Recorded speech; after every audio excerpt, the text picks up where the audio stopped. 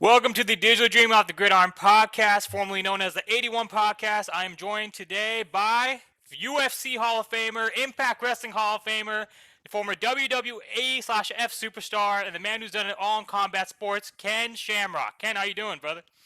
I'm doing well, man. How about you? How are you doing, my friend? Doing great. So today I'm not sure if you can see that in the back, but that was signed by someone. The cover photo. Yeah. Awesome. Awesome. No, thank you, obviously, and I got something else for you today, because now we're going to focus a little bit more. You might know this. Oh, yeah. Oh, yeah. The first belt that was handed out in the UFC. Right behind you, up there on the shelf. And then this one, too. You actually, I think you might know this one. Yeah, that's the Intercontinental. And you won both these belts. Yes, I did. Yes, you did. Yeah. So let's go ahead and start off with kind of what you've been up to the past year. I've seen you've been on various shows. You've been traveling. You've been doing a lot of entrepreneurial speaker type of things. So kind of what kind of talk to me about that. Have you also been kind of have you been involved with kind of the entrepreneur side? I know you also appear on podcasts. Kind of how's 2021 for you? Yeah, a lot of exciting things coming up. We been really focused on, and I've told people this, that I wanted to get into promotion. I wanted to own my own business, but I wanted to change kind of how fighters were treated and kind of how fighters are being paid. And, so that comes with a lot of thinking and a lot of obviously people behind me to help me get it done. So got into the crypto market, the NFTs, that crypto space to help with what I talked about, trying to keep fighters, a little bit more incentivized. Even after they're done fighting, they're still making an income. There's just different opportunities there. So we've been really doing that with the Valor Bare Knuckle, building that organization. Right. Yeah. And then building the crypto ecosystem in with Valor to be able to help kind of kind of get in between that gap of the amount of pay the fighters are getting, that it just doesn't seem to be enough, right? Right. I think by using the crypto ecosystem and being able to kind of align it with the combat space, to be able to help fighters, because like I said, I think if you're lucky, you 3 to 5 years where you make good money as a fighter. And most of the time, it's not enough to retire for the rest of your life. Right. So I think by doing this, and we're starting to put all the pieces together, that we're able to make it a much more comfortable situation for fighters, for fans, to be able to stay connected longer, be able to have opportunities to stay engaged through this ecosystem, using the crypto space and the NFTs, the NFT market. So it's been very, very exciting the last probably year or so with what we've been doing with Valor BK and I would say the crypto ecosystem. Absolutely. No, it definitely has been. And kind of with Valor BK, congratulations. I think I saw you post on LinkedIn that it's your first anniversary, or is it your second anniversary? We're getting close. November, we went past that. So, but it's really about doing our next event. Okay. Valor BK 2. Right. So we're making an announcement. It's going to be probably next week. Not probably. It'll be next week, whether the beginning or the end of next week. We're going to make our announcement, and for Valor BK 2, VBK 2, and we will make that announcement. And there's a lot of exciting things that we've got with, not just with the fighting part of it, but there's other stuff that we're doing around it that we're very excited about. We have a lot of strategic partnerships that are going to be aligned with the Valor coin and also Valor BK2. So we're excited about a lot of this, and the announcements will come, but we can't all make the announcement all in one announcement. So the first thing we're going to do, make the announcement of the fight. Right. And then we'll start announcing other things that will come behind that going into the fight. 100%, and that's the best approach strategically, right? Because in my field in IT, like in consulting, with my own LLC, I know this, like you do. You have to kind of, and with the podcast too, you have to take it out bits and pieces. You have to roll it out in phases, right? So I agree. And I think that's also going to be able to kind of get the most interest and get the most engagement from the shareholders, the stakeholders, as well as your consumer base, right? Because you really want to make sure that they know what are all the options being offered by Valor BK, as well as kind of from the crypto side, what kind of offerings and what share price value will it basically offer. So that's Well, awesome. and there's a whole lot of information that you don't want to just jam into them at one time. You want them to be able to absorb it. Right. And then be able to kind of talk something more. So that way you're actually building a foundation. 100%.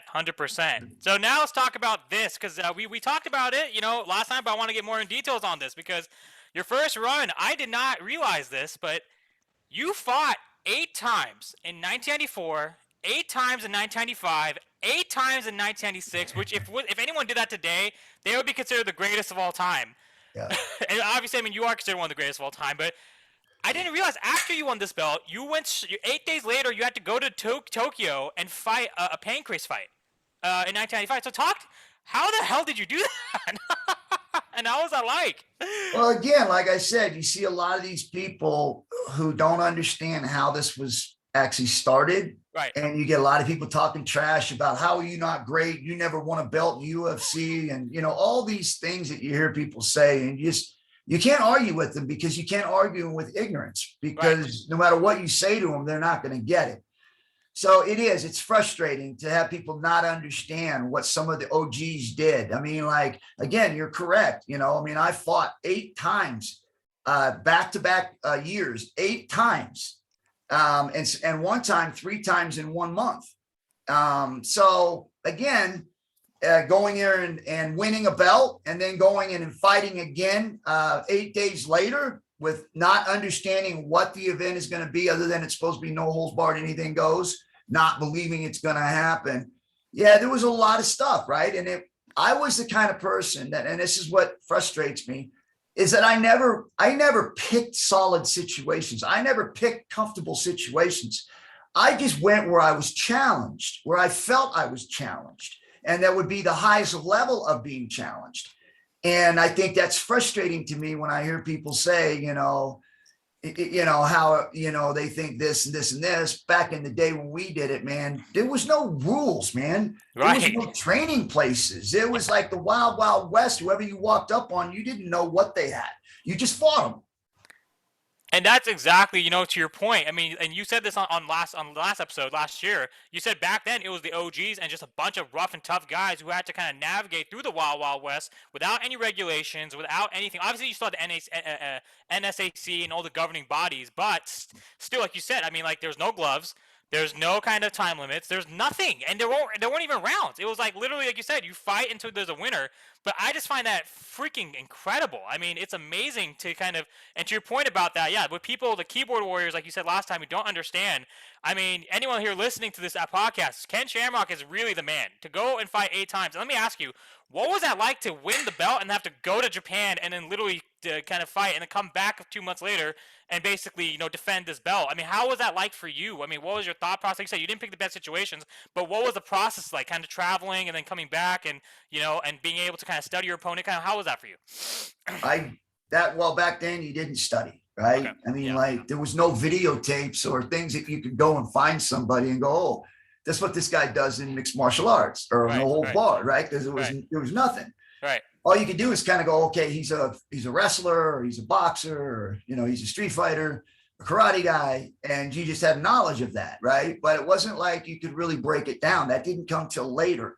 So it really was just traveling, and I literally get off a plane, and through 2 or 3 days later, I'm in there fighting. It was just that way. And you even hear stories about guys that would drive cross country that would stop in different places and just fight for training, just to train. They would go to an event that was being hosted somewhere. They'd go and fight 2 times in one night. And then next weekend, they would drive to Indiana and they'd fight in an organization down there. And these were guys that weren't like, I was fortunate I was fighting in 2 of the biggest organizations. So I was still fighting 8 times a year. So imagine back then where you could literally make a living going from city to city or state to state, fighting in all these different tournaments. It's not that way anymore. It definitely isn't, and to that point, like you said, it's a lot more. I would argue that you can make an argument that was more competitive back then because there was no regulations as to kind of which tournaments you can compete in, and as long as you're willing to compete and you're cleared to compete, you can go out there, right? And I think it's just crazy, just to kind of really kind of see that. I mean, kudos to obviously with you had a great run to be able to do that in back-to-back years, defending this belt 4 times. That's incredible.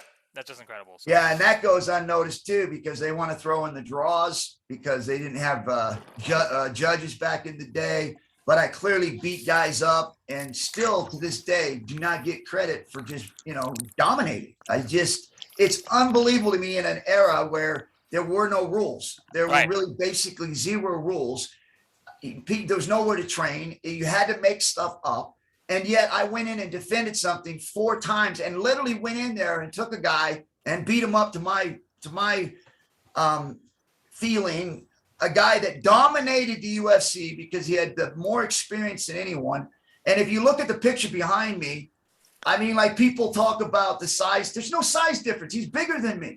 Yeah. He's looking at it, right? Yeah, exactly. Yeah. So it's crazy to me on how everybody keeps saying you were bigger and you were bigger than him. No, I was more muscular than him, but he was 2 inches taller than me. Right. So it's like the knowledge and what people have as an understanding of that is just crazy to me.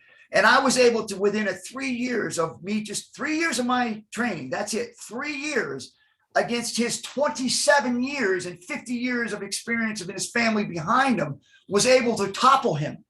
Right. On my training and my figuring out how to beat the system. Nobody taught me. Nobody came and trained me. I trained me. Right. I developed the system. I came up with the system to sit in the pocket and ground and pound him. Not Marcoma, not anybody else. But I came up with that system to beat the guard because the more you moved in the guard, the more chance you had of getting submitted, especially if you didn't understand it very well.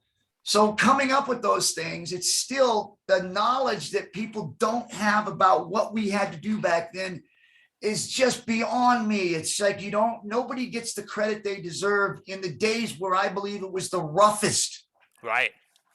The absolute roughest. And that guy, Bas Rutten, right? I mean, he ended up winning the UFC Heavyweight Championship 4 years after you guys fought. And yes, you did beat him. And I think you beat him twice, if I'm not mistaken. So, and I mean, that's phenomenal. I mean, incredible. Talking about kind of, because the heavyweight era back then, you're also a pioneer for that. And also, obviously, we talked about Dan Severn. We talked about the second fight and how it was a horrible fight, and I agree with that. But talking about any other heavyweights who you enjoyed, I mean, what about, was Chemo a favorite opponent? What about Mark Kerr? I know you didn't get a chance to fight Mark Kerr, but kind of who did you enjoy kind of going up against outside of Dan Severn from the heavyweight division? Yeah, and again, it's just my mental, the way I am, is that it wasn't about the opponent, right? It was more about me. Sure. And I needed to go in there and I needed to dominate. I need to go in there and put on my best performances. And there was a lot of times that I went in there that I had injuries, which everybody did back then, that you had to fight through. Even if you were injured, you had to go. Right. Or at least some of us had to go. There are some guys that would step out and throw on a towel just so that they could advance to the next round. It's just incredible to me, man. If you can walk to the ring, then you can fight. Right. Trust me on that, because I did it with all kinds of injuries and made no excuses about it. None. I just did it.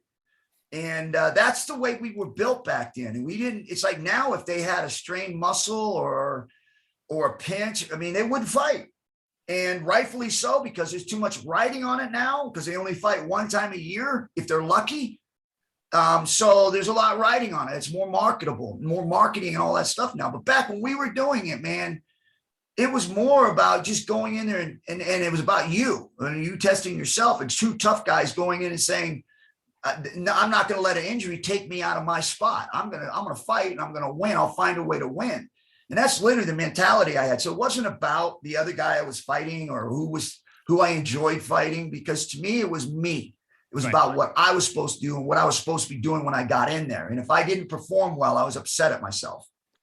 100%. I think like the saying goes, you are your own worst enemy, and the guy facing you in the mirror, right? That's your number one opponent, right? That's what I think Sylvester Stallone said in Rocky. So, or Creed, right? So I think it's totally relevant. Obviously, from hearing from you. So obviously, to ask the next question, with that said, obviously if we talk. I don't think we didn't talk about it last time, but the BMF belt. I actually read one of your interviews about it when they had the fight. Right, you said these guys fight with pillows for hands, right? And back in your day, to your point about the OGs, right? Like you said, it was a bunch of tough guys. It was a bunch of tough guys and true BMFs. So kind of, and what's interesting enough was one of your close friends, and we'll talk about this in a bit, but Dwayne the Rock Johnson, he basically was the one who presented the belt to Jorge Masvidal when he beat Nate Diaz. So kind of what was, I guess, kind of what's your impression about the BMF kind of designation and kind of that and that division and everything that went around with that spectacle, I don't have a problem with that being a BMF, but obviously when OGs like us hear it, it's funny. I mean, and it's not being disrespectful or anything like that, but for us, it was funny. Like right. A BMF, like you guys get to prepare 6 months for a fight. It's like, you fight one time and now you guys are wearing pads on your hand. You don't got to worry about a guy headbutting you or kicking you in the face or elbowing you and they're talking about, and no disrespect, I think it's a great marketing tool and it was good for doing, but when guys like us hear it, it was funny. Like, and I didn't mean any disrespect to anyone because it is a marketing tool and it's a great one and great, but it was funny to hear it. And so I just chimed in as an OG. It's like, really? Really? It's like you get 6 months to prepare and you got gloves on your hands and you got rules and you fight one time and you got a time limit, you got rounds. I mean, like how much more comfortable you want it to be? So again, like I said, it's just a perspective. That's all it is. Absolutely, and that's why I asked the question, because it's perspective from the bridging of the eras, right? The bridging of the original UFC to where it evolved today. To your point, it's a great marketing tool for the organization. And obviously, I mean, like I said, no disrespect to anyone, like because you even said on record in the quote that either one of these guys could beat you right now, and right. but and so essentially, I mean, you didn't mean any disrespect, but I mean, your point's still valid in the sense that it's not as rigorous. And the same can be said about across any sport. Obviously the NFL, John Madden recently passed away, rest in peace. And I saw you post about that. And I think you also saw Fred Blitnikoff recently at an event. That was pretty awesome, right? But same, like if you look at the 70s and the 80s, I mean, the rules changes, right? To protect the quarterback, to protect the receiver.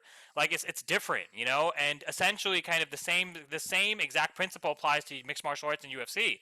Like you said, the gloves, the regulations, the timing of the rounds, the months to prepare, the amount of times the fighters have to fight in a year, right? The amount of times they have to defend their belts. It's not the same, and I think that there's something to be said about, the fact that the OGs like yourself and everyone who are the pioneers of mixed martial arts to kind of just, kind of weigh in and say, yeah, of course, you guys, it's great, I mean, you can have your belt, you can have your marketing, but really understand and really put in perspective what we had to do to pave the way for all of you. Yeah, there's definitely, and it happens in every sport, there's a disconnect, right? When what people think is tough and rigorous, because obviously as time goes, you try to make sure that they're protecting athletes as time goes, because they get better and they get more dangerous, obviously, because they start learning more things. And so you got to try to make sure there's some sanctioning there that keeps us the events going without people getting seriously hurt or not so seriously hurt, or as many getting hurt. But it's going to happen just because of the nature of it. But again, you got to remember where it's coming from and not to get like, because for me, it was more of a fun thing for me when I chimed in PMF, because it just made me think back, like, really? Really? After everything that I had gone through, me personally, in the fight, and seeing what they're doing now, not to say these guys aren't more skilled and that they're better fighters, because they are. They've got more tools. They've learned more. They've got training regimens. They got places to train. I mean, all these things that make them better, no question. But when you talk about just the straight term of BMF, yeah, for an OG, you just kind of chuckle a little bit and go, really? Absolutely. For all my listeners out there, look at the belt. This is the OG belt, the original BMF belt for the UFC. So yeah, I think it wasn't it back-to-back years where I fought 16 times in 2 years or something like that? It was back-to-back years. It was 1995 and 1994. You fought back-to-back 8 times. What was your favorite fight? Because I see the Gracie poster behind you, and I see another poster right there during that run. What was your favorite fight from that run, the 94-95 run? Was it the Dan Severn fight to win this belt, or was there any other fights that stuck out to you? I think that I know a lot of people, because it was very much a technical fight. And again, I think that as far as the excitement part of it, wasn't a whole lot there because there was a lot riding on it. And two, I didn't have the knowledge that Royce had. Yeah. When I went in to fight him, and I learned that in the first one where he caught me with the gi choke, which in my mind I was like, and they took my shoes away and they let him wear the gi, and it was like, wait a minute, that's a weapon, my shoes aren't. So there was a lot of political stuff going on. So there was a lot riding on the fight. You know, his family was running the actual organization, so they were able to set the fights up however they wanted. So I was fighting a whole organization, not just him in the octagon, but I was fighting the whole organization because they were actually ones setting the fights up, setting the rules. I mean, they changed them a few times. So it was literally me fighting all of them. And I didn't have I had 3 years of experience in this fighting, right? I mean, I wasn't seasoned. Right. And yet I was a champion in Japan where I had won on a year and a half in because I was a tough guy. Right. And then I jump into this thing now where the level of skills are just way higher than that, which I found out in our first fight where he caught me with a gi choke. Right. And so I went in and had to restudy everything all over again, be able to find things that I felt would give me an advantage to be able to not get caught, developing the sitting in the pocket or in the guard and just beating the crap out of him. Every time he tried to move or try to do something, I block and then punch him. And there was more body shots than anything else and more little head shots, no big moves. And it was something that I had developed to be able to just beat this guy because I felt like I could outlast him, which if you saw the fight, I would have. Yeah. He was exhausted. I wasn't. Absolutely. Yeah.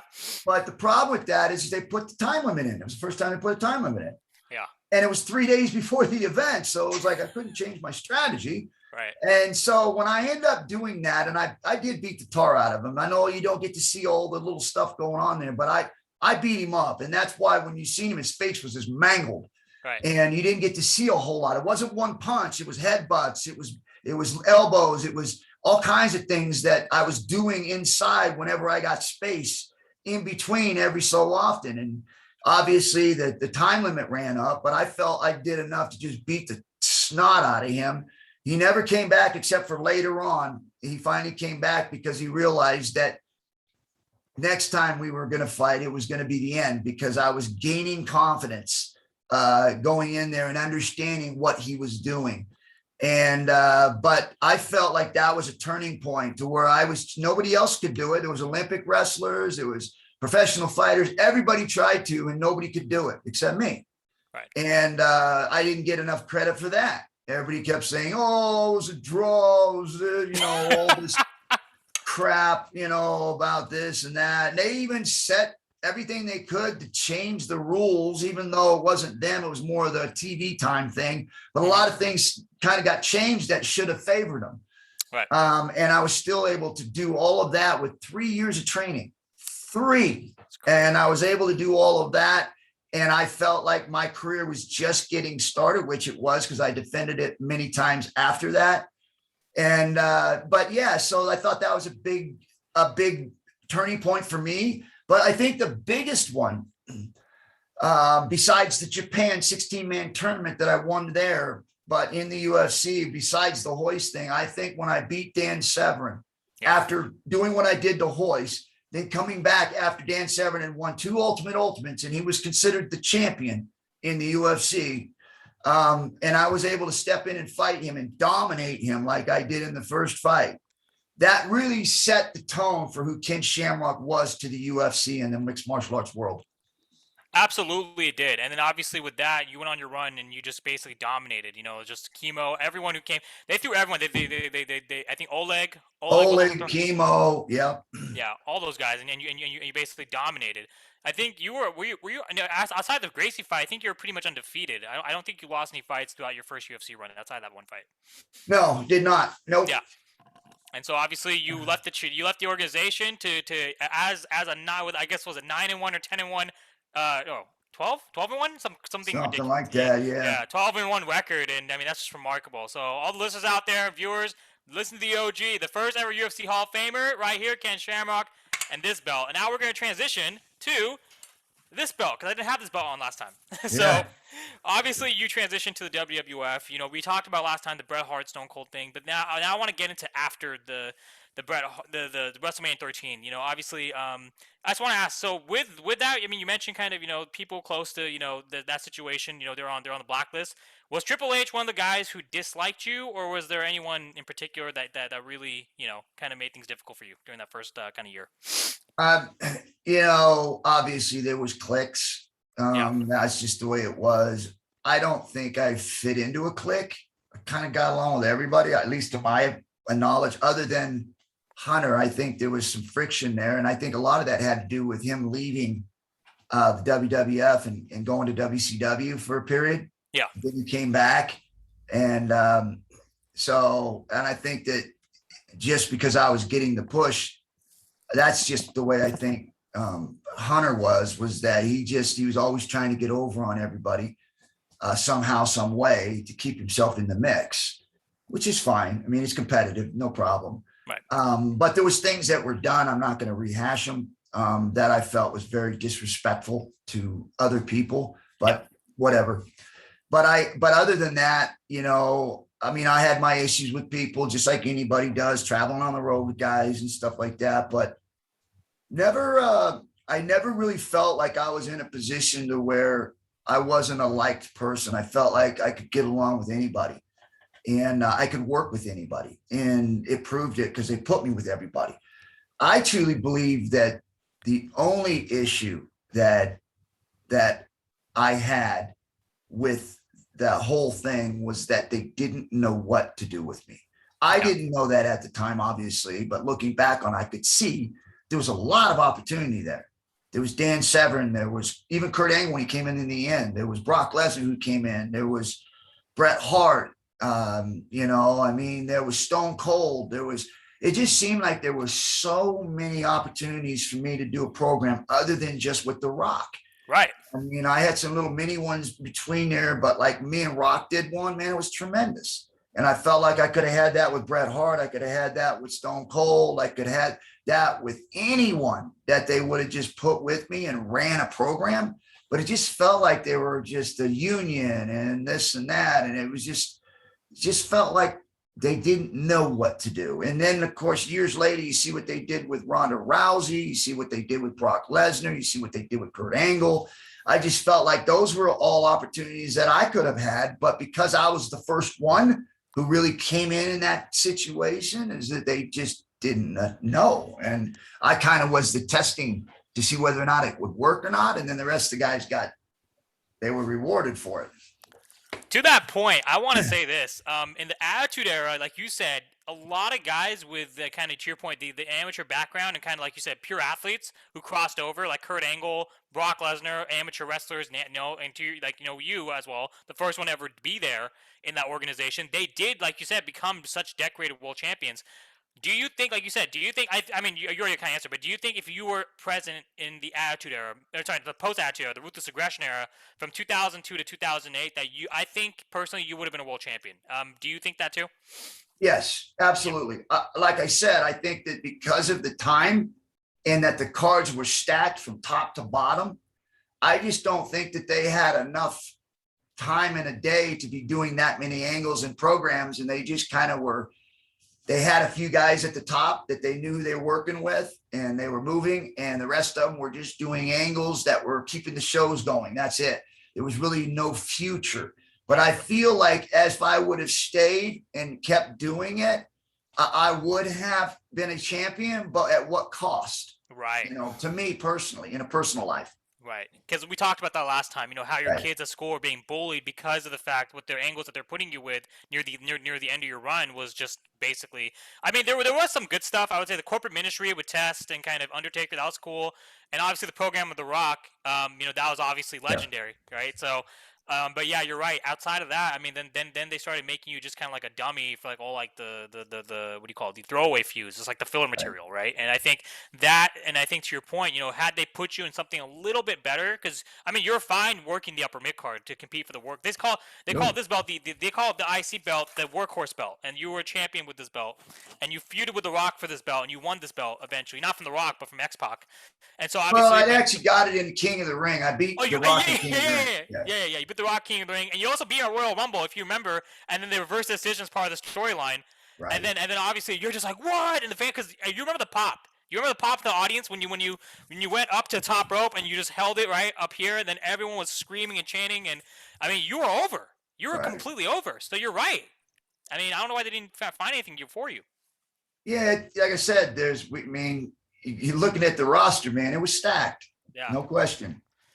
It was stacked, right? But I still think they could have fit you in there, that main event scene a little bit better than they did, just a little I, bit. yeah. Agreed. Agreed. All right, Yeah. so yeah, let's talk about kind of so now obviously with the WWF run. Actually, yeah, we didn't talk about the Rock's feud. Talk to me about when you first kind of started feuding with the Rock and what your favorite moment was from that feud and what it meant to you all these years later, because the Rock was the one who inducted you in the Impact Wrestling Hall of Fame 3 years ago. Yeah. I tell you, I think it was getting to know him, Yeah. because we were working together a lot, and just to know his professionalism, his character, his intensity, and his comedy side.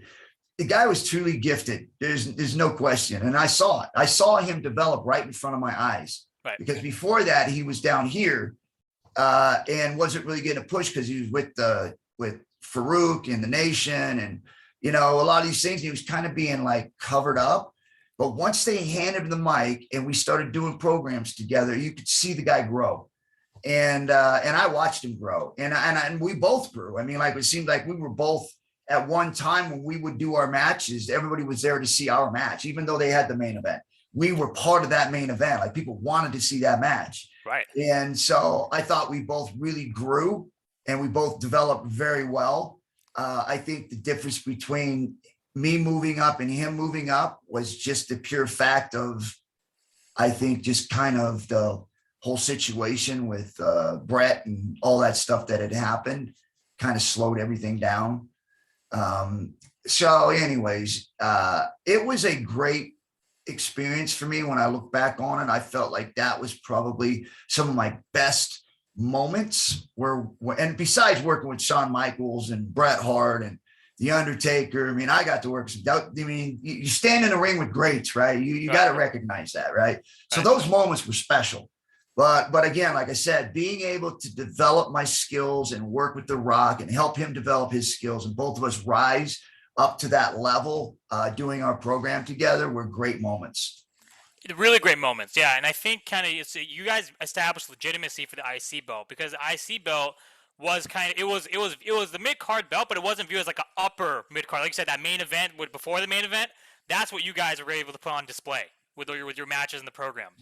This belt got a lot more popularity during that. Yeah, we definitely got some. We definitely got some momentum with the IC belt. Yeah, definitely. And the King of the Ring, kind of, how was that experience like for you to win that in 1998? Yeah, that was a special moment. Yeah, you don't really realize it until you're in the locker room, and you just realize like you just won King of the Ring. Like that puts you as the number one talent on the rise, right, when you win that, right? And that's kind of what I felt. But few months after that, didn't feel that way anymore. Well, because obviously what they started doing with you, they started putting you. They did, like you said, it was a slow kind of decline in terms of the character, what they were writing, they were doing with that. Because obviously the talent roster was stacked, and they started putting guys up.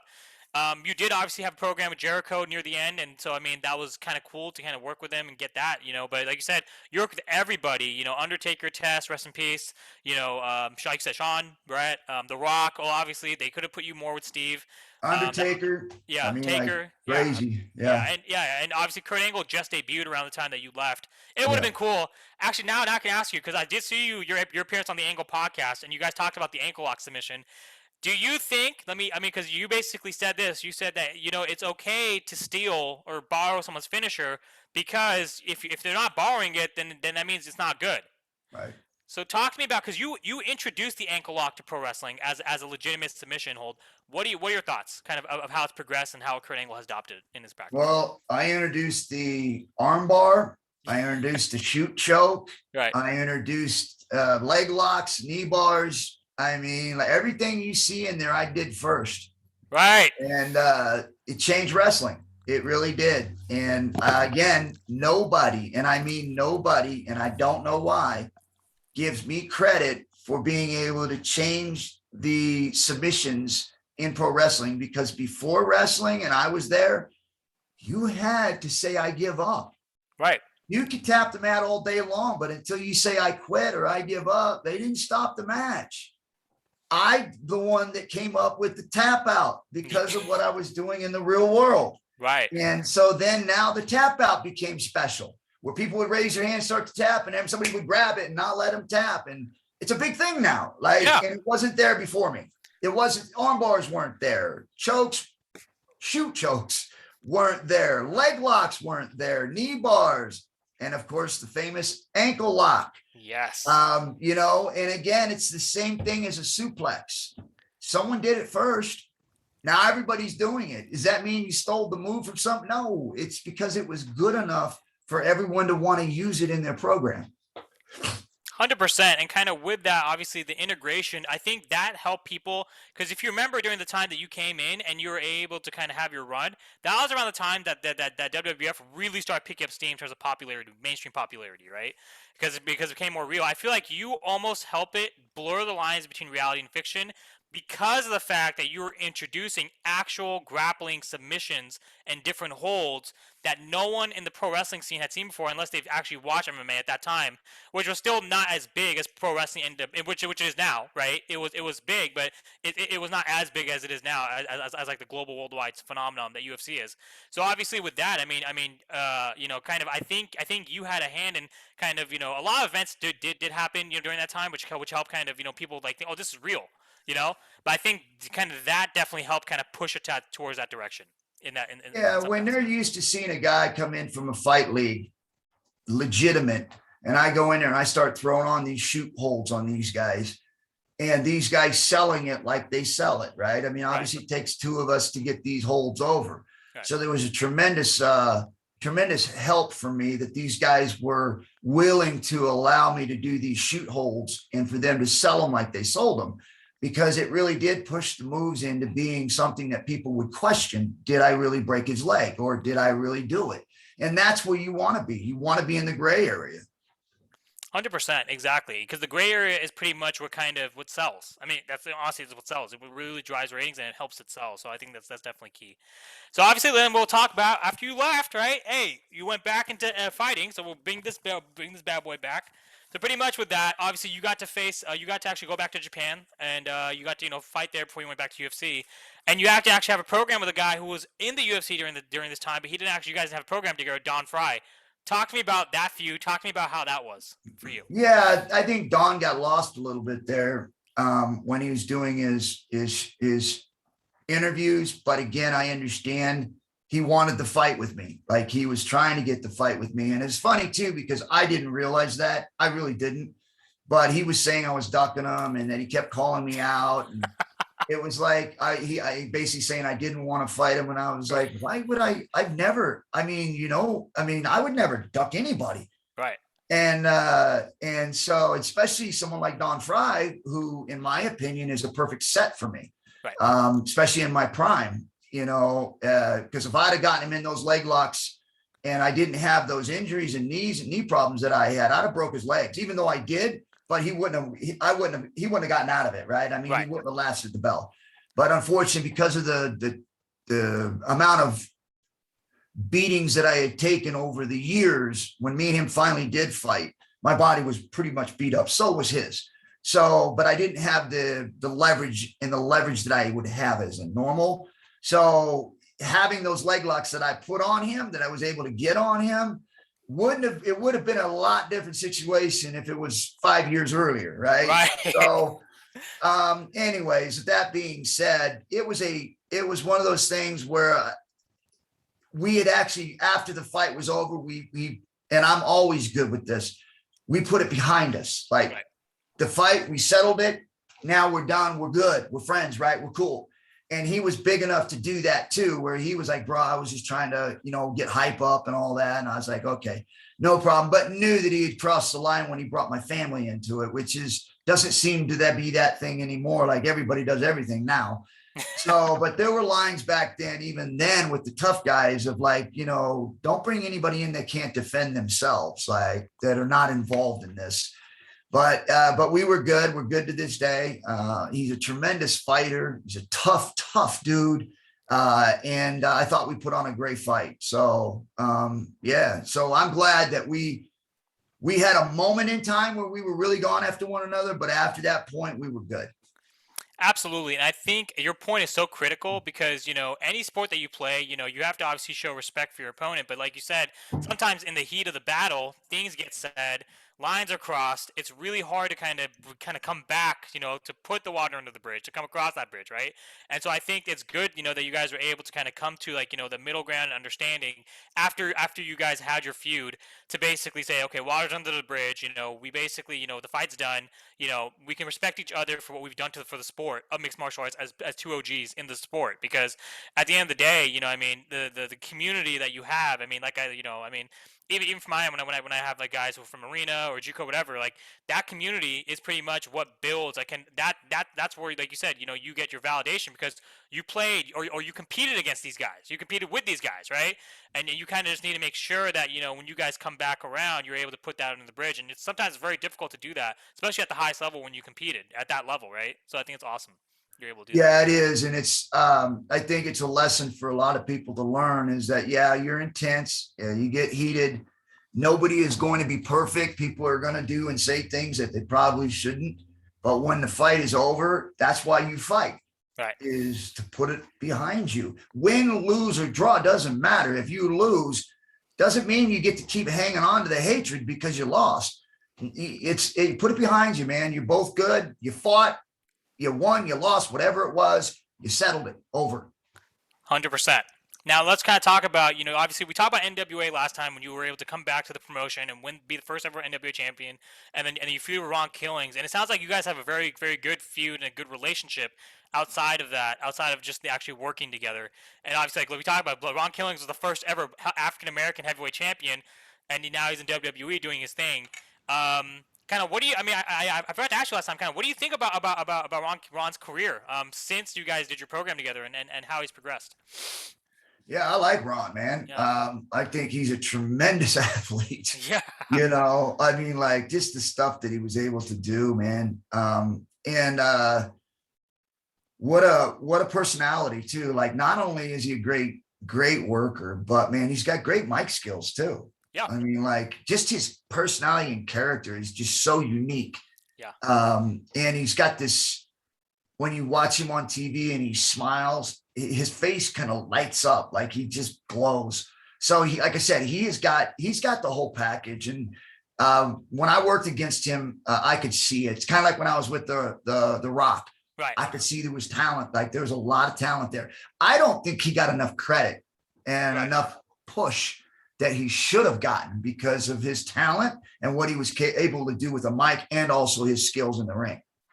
I think so too, because if you really think about it, I mean, same thing with you. I mean, if you, like, to your point, if you're a great athlete and you're able to kind of get the crowd and you're over, which you guys were, both of you, I mean, like you said, at the main promotions, TNA, NWA, whatever, WWE, when he came back, he would have probably got a main event push, and he never did.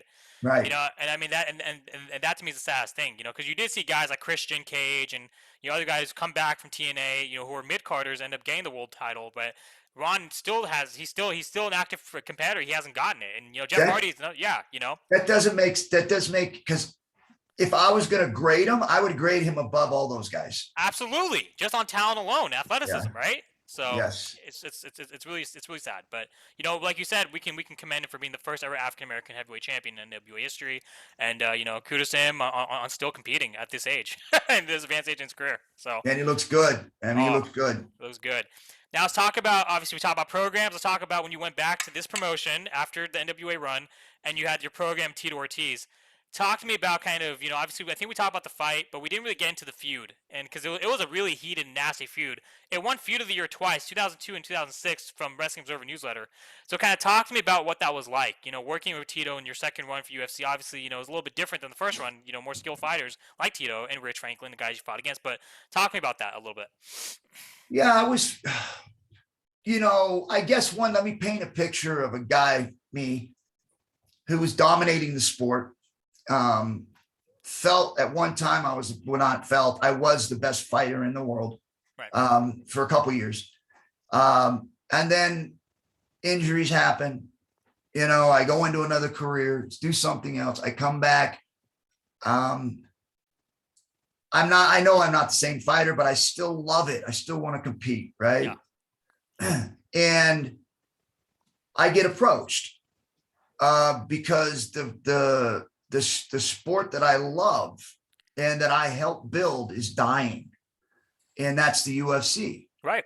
And I get approached by Dana White because they have tried, I don't know how many different opponents to feud with Tito. And they were getting less than 20,000 buys. They were dying. And they will never tell you this because they just don't want to lose the grasp of being the ones that pulled them out and that they were the ones that did it. Right. Nobody helped them. They pulled them out and they made UFC successful. Right. They don't want anybody else to be the guys that helped them to do that. Right. It was them, or it was Stephan Bonner and Forrest Griffin that did it. Nobody even knew them before that fight. So how would people buy all those buys if they didn't even know who they were yet? Right. So the psychology that does not make sense at all, but whatever. So they come to me, Dana comes to me and wants me to fight. Well, now I've got, like I told you, I had a lot of injuries. My knee was messed up. I was going to get surgery on it. And I just got done with my thing over in Japan where I had lost 2 out of my 3 fights. And I did not show well on my last one. A lot of problems, right? A lot of issues with my physical health. And I was taking some time off and I was going to get my knee fixed. And I was approached. I remember I was out at a pool and I was in Vegas and Dana approaches me and said, hey, you know, how would you like to fight Tito?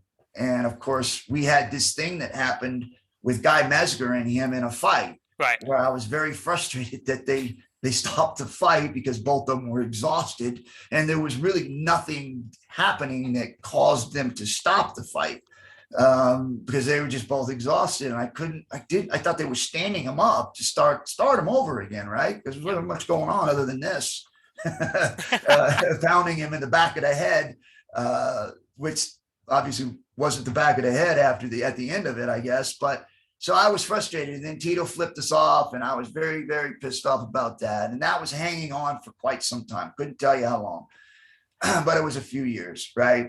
And that had been kind of the heat between me and Tito, right? Well, when Dana approached me, I'm in my 40s, right? And I'm still in good shape. I still can fight in the middle. So I'm not a world champion level, right? I know this, right. But I'm still in the middle somewhere where I can still fight and have fun doing it. And so he approached me with the Tito fight. And of course I'm like, hell yeah. Like right away. Yeah. Yeah. Like, hell yeah. You know, obviously I still think that I can find ways to win, even not being the best. So I said, yeah, absolutely. And so we talked a few things over, and I'm not going to get into the things that had actually happened that caused me and Dana White's issues. But there was things that were said, there was promises that were made. And so then the fight starts, right? I go in and I'm going to fight him. And I remember the first fight going in there, man. It was the first time where I had gone into a fight where I realized that I didn't belong. I did not belong in that fight with Tito. He was the pound for pound, the best fighter in the world. I was at best mid-level fighter at this time, you know? And so he beats me soundly.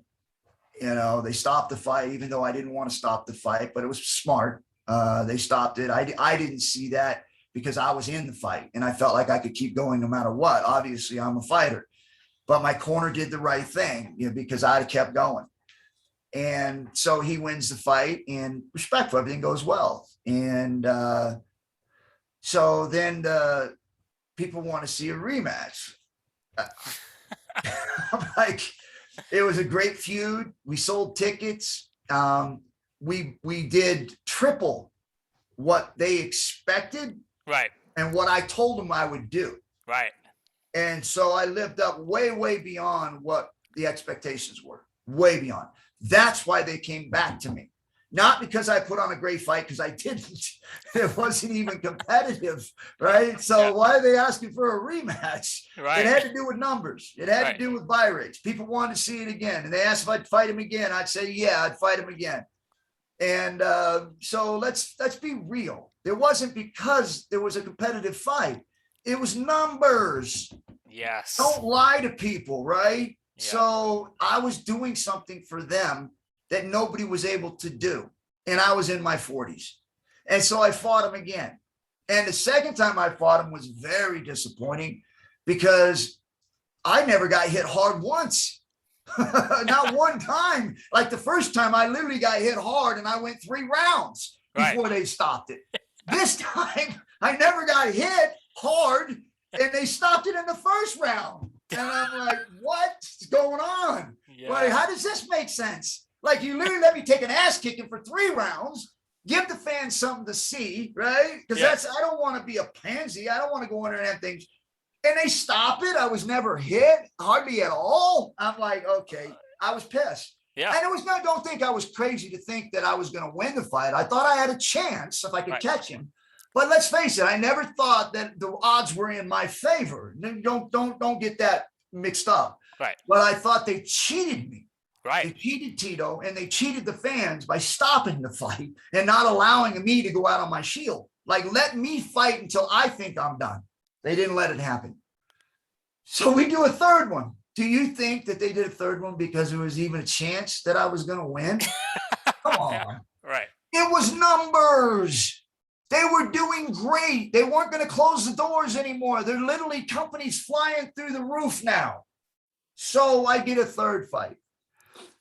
Same friggin' thing, man. The first fight, they let me get my ass handed to me, which is what I wanted. I want to go out on my shield. Let me fight until I can't fight no more. They stopped it again. Like, what are you doing? Like, at least let me get an ass kick and I could walk out there with cuts on my face and bruised up like I'd been in a fight. They didn't let it happen. And so I think a lot of people have a misunderstanding about a feud. There wasn't a feud. Tito was much better than me. No question. I was in my 40s and early 50s, right? I was still fighting. And I was doing it because I had a purpose to do it. Not because I thought I was going to reign the world champion again. And if I did, I was because I was going to catch him and get lucky. I knew this, right? I'm not stupid. But at the same time, I also knew I was doing something for a purpose. I knew that I had a reason to be there. I wasn't doing it because I wanted to keep fighting and go out there and get beat up all the time. And because I was broke, that had nothing to do with this because I had a purpose to do it. I love doing it. And if I could fight today, I'd fight today. I would, because I love it. I love the competition. I love the challenge. But there's a point in time where reason has to come in too, right? You got to be reasonable. And so I get a lot of heat from people saying, you fought too long, you fought too long. Hey, idiot, I fought because I had a purpose. There was a purpose for me fighting. That was it. Yeah. And because when I fought other places, I didn't fight champions. I fought guys somewhere in the middle because I knew I wasn't there anymore, but I still enjoyed it. I love doing it. I love preparing for it. I love getting in there and fighting it, hearing the fans and, crucify me for wanting to get in there and fight and not being as good as I used to be. Sorry, but I love doing it. And that's exactly the point. When you have a passion, you got to pursue it full force. It doesn't matter what the external noise is, Even at my level, for my career, right? I mean, it doesn't every time. Like, and this is my theory, and you can chime in. if you're doing something and they're willing to pay you for it, like you said last time, if you're better than 70% of the fighters out there, even if you're not a world champion, you're still better than 70% of the fighters that they'll find off the street, right? What's the harm? Right. Like what's the freaking? This is what you were born to do. You've done this your entire life. You know what I mean? And if you've done it your entire fucking life, what's stopping you from continuing doing it? You know, Right. I never understood that. I never. Yeah, it's did. like telling somebody, hey, you're going to retire from your job and you're going to go fishing. But no, you're going to go fishing. They're going to pay you to go fishing. That's what it was for me. It's like, okay, I'm going to retire, but I'm going to go fight fights I want to fight now. I'm not going to be, forced to fight world champions or rankings. I'm going to go fight who I want to fight and have fun doing it. That was my retirement. And I couldn't get people to see that. It was like they were always saying, he's an old man, he's fighting, he's broke. He's fighting for money. Yeah. I mean, like, isn't that why you do it when you're young too? It's for the money. I mean, right. You got to make a living. Yeah. I'm actually retired from actually fighting in the rankings.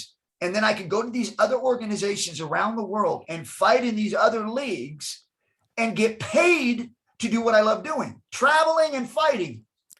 I'm getting paid to do that. Why are people angry for that? Don't understand it. I never understood it either. Obviously, because I think what it is they have visions of you during your first run. They're like, oh, look at this undisputed, dominant, first ever UFC super fight heavyweight champion who could just run through the entire organization and no one could stop him, right?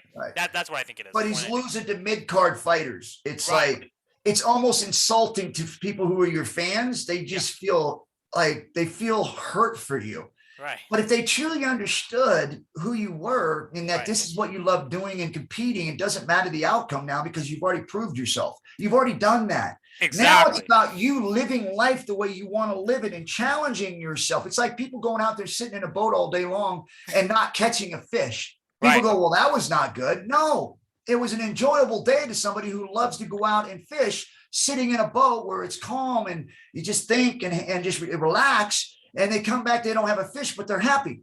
People are like, well, that was a failure. No, it wasn't. Like, that's what you think. Right.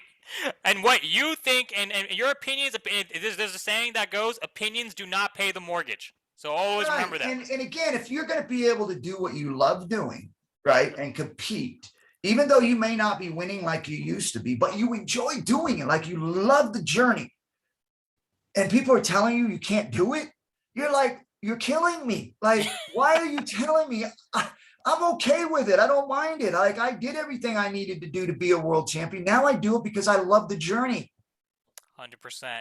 Let's actually talk about, so one of the later fights after your UFC run, the second one, Bobby Lashley in Strikeforce, he was trying to fight you, and then he accused you of ducking or something like that. And you know how many times I've heard that? Yeah. I'm just like, no, because obviously now Lesnar and Lashley, both guys with pro wrestling and MMA backgrounds, are now feuding in the WWE. They're gonna have their matches today, and obviously people are saying, oh, it's gonna be one of the greatest feuds of all time. But kind of, what are your thoughts? I mean, kind of first of Lashley's comments and this feud that's going on with these two guys, with Brock Lesnar and Bobby Lashley. Well, to me, I think anybody that knows me personally, knows me for real, knows that I've never ducked a fight. Right. Since when have I been afraid of getting beat up? Right. Really?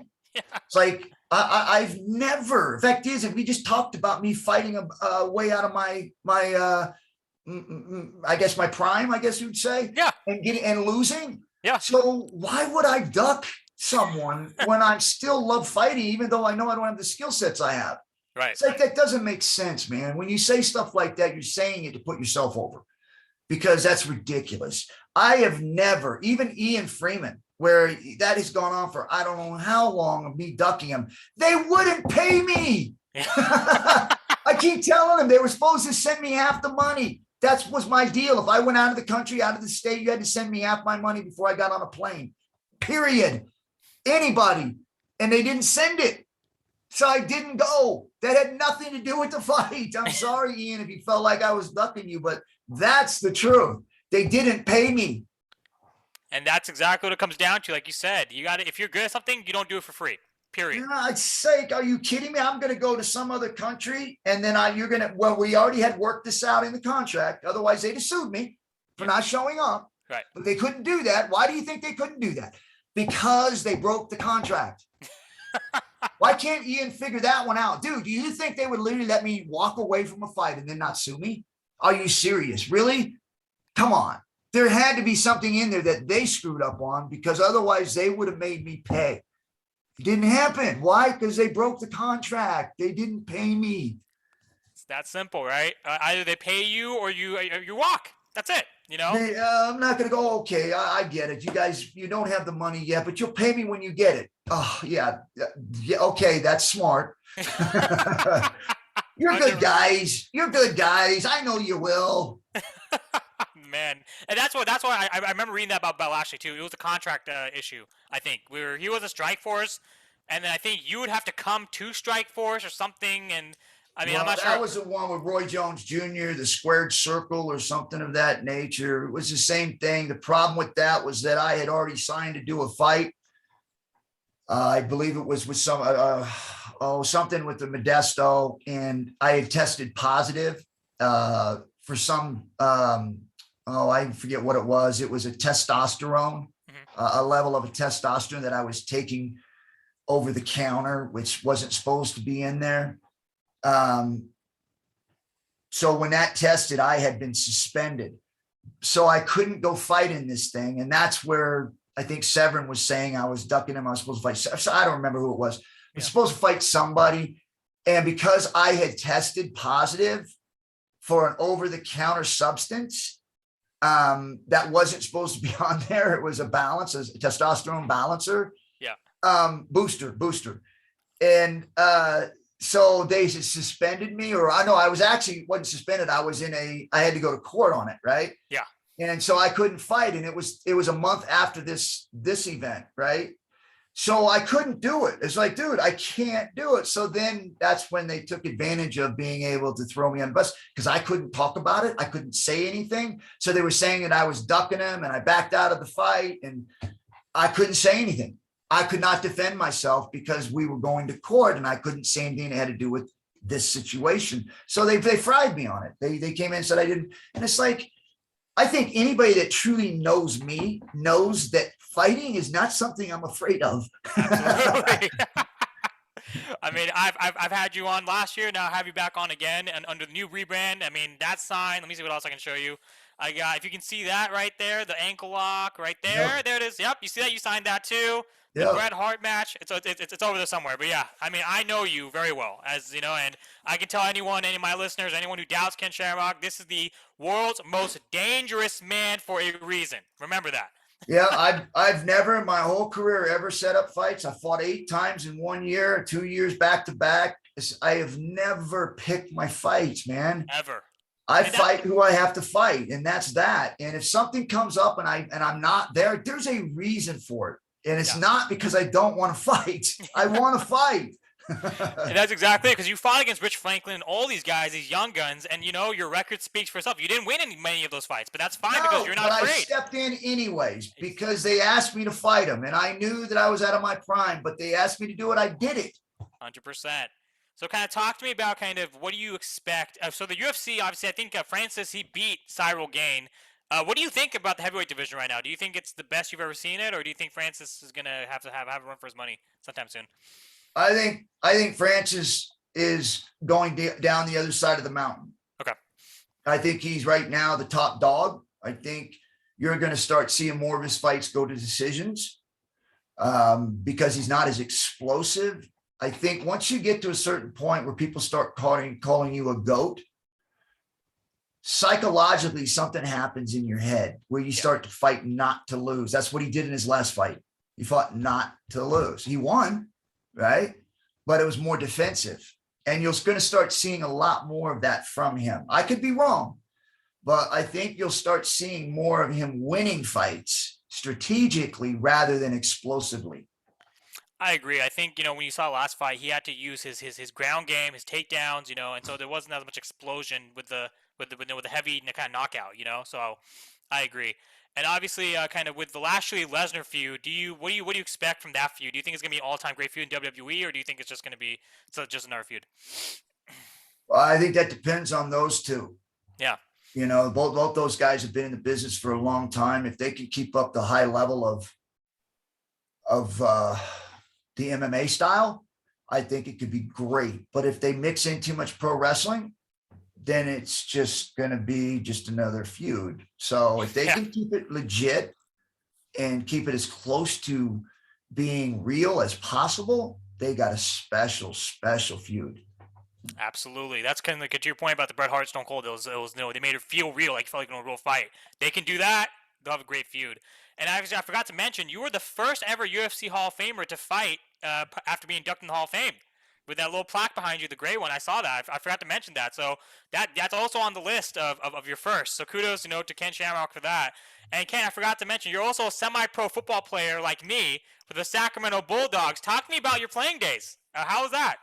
Yeah, it was fun. Again, I broke my neck when I was a senior in high school. Right. And, that kind of derailed my vision to go into pro football. And that's why I went into pro wrestling and then, of course, into fighting. But I had a chance to go with the Chargers and play for them. But I went away from that just because of where they wanted to play me at fullback. And I just knew what that was, especially back in the 80s, late 80s. That you're getting the ball on 4th and inches or 3rd and 2, everybody knows you're getting it. And that's it. Right. So you're going to take a lot of pounding. And so I chose to go a different direction, but I also played semi-pro. I played college. I was All-American in college. I was a team captain, led the team in tackles. I played a defensive tackle, inside linebacker, defensive tackle, depending on the formation or lineup. Who we were playing. So matchups were big because I was fast enough to where I could rush the passer, big enough to where I could be down on the line in a 3-point stance, but also get a 2-point stance and cover a tight end or a running back. So I was very versatile. And so I got to play a lot of football and I enjoyed it, man.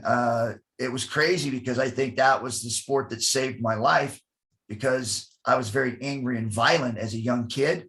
Well, when they put me in football to vent my frustration into something that was positive other than negative, I became relevant. All of a sudden, I was popular. People liked me as opposed to doing it on the street. I was getting arrested and running from police officers.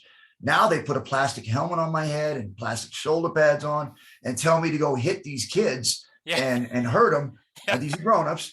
All of a sudden, I was like, I can do that? And yeah, you can do that. And so as soon as I started doing it and understood the rules, it was like Katie barred the doors, man. I was popular. 100%. Football was it. Football was it. I love football. Yeah.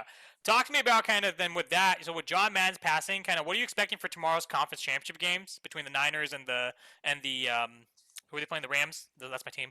The Niners. 49ers, Rams. Yeah, 49ers, Rams, and then the Chiefs and the Bengals. What are you expecting to see tomorrow's game? Who do you think is going to advance? Yeah, I know a lot of people are looking at the 49ers to beat the Rams. And they did early in the season. Yeah. But I think the Rams are a different place right now. Yeah. Their defense is just stout. Yeah. I think the only way the 49ers can win is that Jimmy Garoppolo has got to be able to throw a deep ball. And at this point in time, he hasn't been able to do that. So I think that the Rams are going to beat the 49ers. I think that Bradford is going to have a game. Stafford. Yep. Stafford is going to have a game. I think that, Odell Beckham, I think that, especially since the last game that Odell had, he had a big game to be able to open up all the other receivers. I think the same thing's going to happen here is I think that Akers is going to run the heck out of the ball. They're going to have to in order to keep the 49ers from being able to drive the ball down. Because I think the 49ers will make it a game, but I think in the second half, I think the Rams are just going to be too explosive. And I think that the Chiefs, they played their toughest game. I think that, the game they had last time, the issue with that is the letdown. Yeah. Is there going to be a letdown? I don't think Mahomes is going to let that happen. Right. I think Mahomes is going to, just like he did in the game, he put him on his back and he ran the ball more than he'd ever ran it. Get him in first down situations, got him in third down in manageable situations with his legs. I think he's going to manage that game. He's going to put him on his back and they're going to win that game. And I think that the best game we're ever going to see is going to be the Rams and the Chiefs. I think that in my opinion, is the two teams that we want to see in the Super Bowl. I want my Niners to make it though, so we'll see. If they can run the ball. You're right. I mean, like I said, if they can run the ball and the defense can do what they did last time and be able to get to Stafford. Yeah. That's going to be a difference, right? That will be a difference because the defense is really, really good and they run the ball really, really good. That's a recipe for the clock getting grinded out and winning a game. 100%. But if they can't get if they can't do what they did last time and rush the passer and be able to get to him, it's a problem. There's a problem. Absolutely. No, I totally agree. So with closing, we're going to talk about I seen you post about Jake Paul and Conor McGregor. You originally wanted that to be a Valor BK fight, but now you said, let's just have it anywhere. Talk to me about what do you think about Jake Paul because he's fought a bunch of retired UFC fighters. What do you think about him as like a fighter? What's your opinion of him and what do you foresee? And would Jake Paul and Conor McGregor make sense now that Conor's on the downslope of his career? I don't see Paul as a seasoned fighter. Right. I see him as a smart person. Yeah. Or people around him. I don't know yet, but he definitely knows what to say on the mic. He definitely has a game plan. And what he's done in a short amount of time, I don't care what anybody says. You can't knock the guy. Guy's right. He's on everybody's tongue. He's Mike Tyson. I mean, and never had to go in and do anything in boxing at any level. Just go in and fight guys that are at the end of their careers or, somewhere in the middle or whatever they are. They're not boxers, right? So what he's done is amazing. Think about it. The guy has literally pulled the hood over everyone's eyes. Yeah. And he's a legitimate fighter now. That's crazy, right? It is. It's crazy. Think about that. But he's done that. His team has done that. So I don't hate on the guy. Shoot, the guy's probably the most healthiest world champion ever. Yeah. It's like he's never had to really get any injuries, never had to fight a 15-rounder, never had to get in and train 1,000 hours. I mean, it's crazy what he's done to put himself where he is right now. And not only that, he's turning it into a narrative to where he wants to change the fighters' pay because that is an issue. That is a big issue that people are trying to raise awareness to. And he looked at that, even though I don't know whether he does or doesn't care about that. But I tell you, it is an issue that people are listening to. So he locked onto it because it's going to give him more credibility. So everything that he's doing, I like. Whether it's for personal gain or I don't care. In the process, he's helping people, even though it might be just a personal gain. I don't know. But I like what he's doing. And I think he should keep doing it as long as he keeps getting his name out there and people are following him and talking about him. Why not? Don't hate on the guy, man. Look at it and go, okay, well, how do we implement that? How do we do something like that? Learn from people who are being successful. It's that simple. It is that simple. Get your name out there, get your brand out there. And so I'm sorry, this says closing, but let's talk about closing. Kind of what's in scope for this new year for 2022? Because you had a great 2021, and and you mentioned about John Madden. I saw you post about him. Kind of his legacy. What's John Madden's impact and legacy for you personally, and then also kind of what's in scope for Valor BK and everything with Ken Shamrock Incorporated for this coming year? Yeah, John Madden was one of those kind of guys that wasn't articulate, right, wasn't professional, but did it his way. And when I say that, he did it coaching his way. He was successful, won a Super Bowl for the Raiders, had a unique personality. And then when you saw him go into the broadcast booth, the stuff that he would draw on the board, you were like, huh? But because of the way he was talking, you got it. Even though you didn't understand, you understood what he was saying. Right. And boom and bang and smash and everything that he would say that was just so childish. Yeah. That it just became him and everybody loved him because it was so simple that they could digest everything he was saying, even though he wasn't saying anything. And so I think, like I said, he was one of those unique guys that you just loved. And when he spoke, you listened. And if you really broke it down and tried to understand what he was really saying, you literally looked at it and go, huh? But because of the boom at the end of it, or like smack, or he just took this guy out here and scribbled him up, you got it. Like he didn't care about the block here and the trap here, but when he got to the point, he blew him up. Yeah, exactly. So it's just the way he was. He had a unique character, unique personality, and he was a winner. He was a winner, and he was good to people. He treated people fairly. You could see that just by the way that all his friends talked about him. So yeah, he's going to be truly missed and has been missed. But for Valor BK, and the Ken Shamrock brand and the coin and everything we're doing, we're in the beginning stages right now. The market is down with the stock and the markets and the crypto and all that stuff's taking a hit right now. But, we just kind of sit and wait it out, and we'll focus, on our launch and getting everything going with that. But at the same time, too, we're focused on an actual business, which is VBK2. That we'll be making an announcement real soon, like either the beginning of next week or the end of next week. We will have a press release released for our next event. And once we do that, we'll be really doing a 3-month advertising marketing strategy plan going into the fight, so that it'll be marketed properly going into our second fight. First one was kind of to see what we had. The second one is really now to build a business, to move it forward. So since COVID hit, we had to slow down. Now we're not. COVID is starting to kind of release. People can start going out. So we're excited about VBK2 and being able to show people how and what we are, and the visible experience you get to have by watching these fights with no fence and no ropes, no nothing up, just a bout circle. Yeah, especially without any gloves. I forgot to mention. Real. Yeah, he's a real, right? Exactly. Right. I forgot to mention. You were in Pleasanton for the celebrity golf tournament, and John Madden was actually. I used to live near his neighborhood here in Pleasanton, so that's awesome. I mean, hopefully you come back again sometime soon, and that'll be great. But yeah, 15th and 16th of May, I believe it is. I could be wrong. Yeah. They're doing the Freddie Blitnikoff golf tournament again, and I'll be there.